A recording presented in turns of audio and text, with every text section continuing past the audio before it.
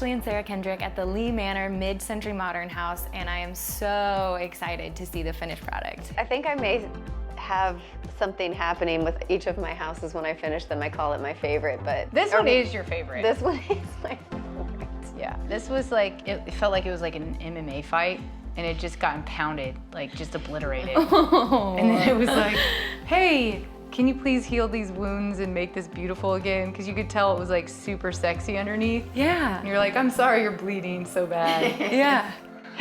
Yeah, we definitely restored it. Yeah, I think so. But it had all of the things that were so perfect and unique that we didn't have to restore, which is why we bought it. Like, they could have made up any price and we would have bought it. Do you remember the first time you saw this house? Oh my gosh. I think you saw it first and you were like, Sarah, you have to go buy this house. You have to come see this house. I'd already bought it at that point. Yeah. Yeah, no, I walked in the entry and I turned left and I saw the vaulted ceilings and I saw the original stone floor, and I was so in love. I saw all the potential. Yeah.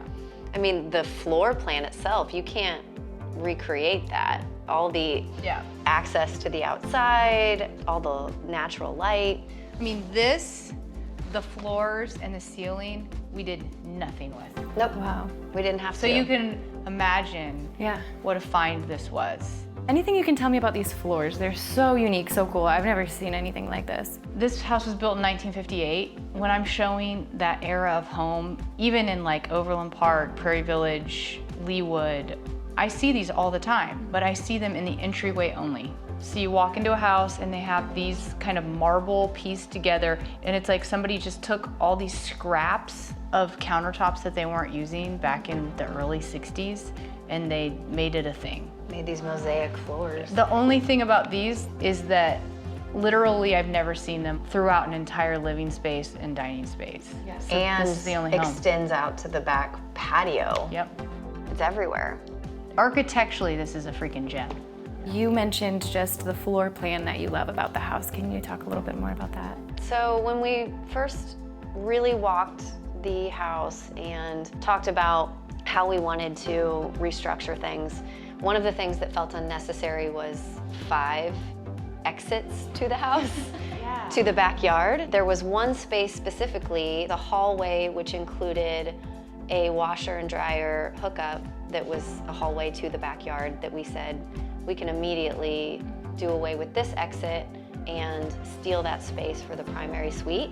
So we actually made the bathroom larger and created a separate toilet space, a bigger shower, a dual vanity, and we were able to keep the washer dryer hookup in its own room. And then for the kitchen, there used to be a wall here, and so we just demoed this section and pretty much kept the existing floor plan of the kitchen, just added the island. And the custom cabinet maker that we use has always done a standard shake cabinet, and we asked if he could do a flat panel, more contemporary style.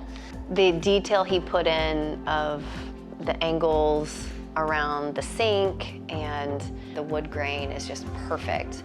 Yeah. But again, it's modern finishes. There's so much warmth and natural elements with all the stone. I did choose a subway tile style. However, I modernized it by straight stacking. I love how it turned out. But also in the kitchen, we decided to keep an original hutch, and we just painted it the same color as the dining room and the office to make it stand out a little bit. But the fact there was like this extra office nook with built-ins back there, that was a really unique thing for this particular floor plan. I feel like the office space was a bonus room. And we had originally talked about demoing all the cabinetry, and I just knew that it all needed to be saved. I loved, again, the vaulted ceilings. The exaggerated height of the room really lends itself to being anything from a grow room for gardening to grow room, an office. Oh yeah, of course your mind would go to that kind of a grow room. I was thinking. I didn't know there wasn't any other types of grow rooms besides a grow room, so I'm just learning about your hobbies, obviously. Well, there's always things that you're learning about me, I suppose.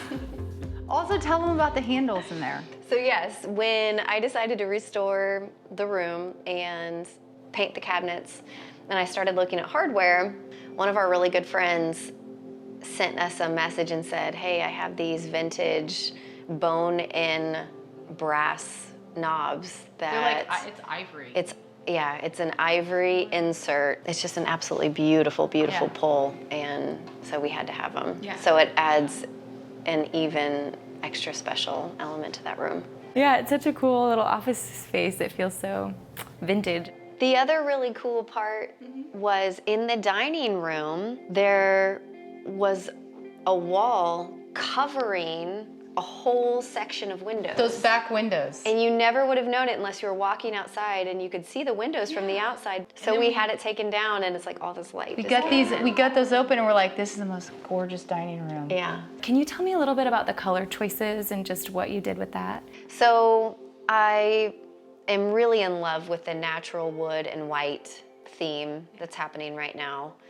And this house already lent itself to having the natural wood look, so I definitely wanted to keep that theme throughout the kitchen and pull that same vibe into each of the bathrooms. Yeah. And we hadn't had any intention to paint anything in here, but the more we went on, it felt so dark. I mean, with the floors and the ceilings being a darker color already, I had to add some interest, so we decided. But I think it looks whitewashed now. I love how it turned out. And it feels, this is a classic clean mid-century, but one of the unique things about it, in my opinion, is it is sort of cabinish and like it's woodsy, and it's not like a clean, sexy mid-century. It's like a warm, cozy mid-century. Yeah.